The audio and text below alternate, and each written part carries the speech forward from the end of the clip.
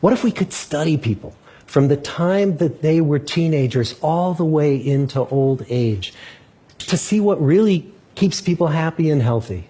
For 75 years, we've tracked the lives of 724 men. About 60 of our original 724 men are still alive, still participating in the study, most of them in their 90s.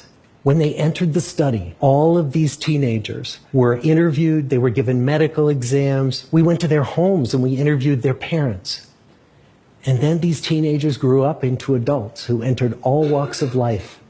They became factory workers and lawyers and bricklayers and doctors, one president of the United States. And when about a decade ago we finally asked the wives if they would join us as members of the study, many of the women said, "You know, it's about time." So what have we learned? The clearest message that we get from this 75-year study is this: good relationships keep us happier and healthier. We've learned 3 big lessons about relationships. The first is that social connections are really good for us and that loneliness kills. It turns out that people who are more socially connected to family, to friends, to community are happier, they're physically healthier, and they live longer than people who are less well connected. And the sad fact is that at any given time, more than 1 in 5 Americans will report that they're lonely. And we know that you can be lonely in a crowd and you can be lonely in a marriage. So the second big lesson that we learned is that it's not just the number of friends you have, and it's not whether or not you're in a committed relationship, but it's the quality of your close relationships that matters. It turns out that living in the midst of conflict is really bad for our health.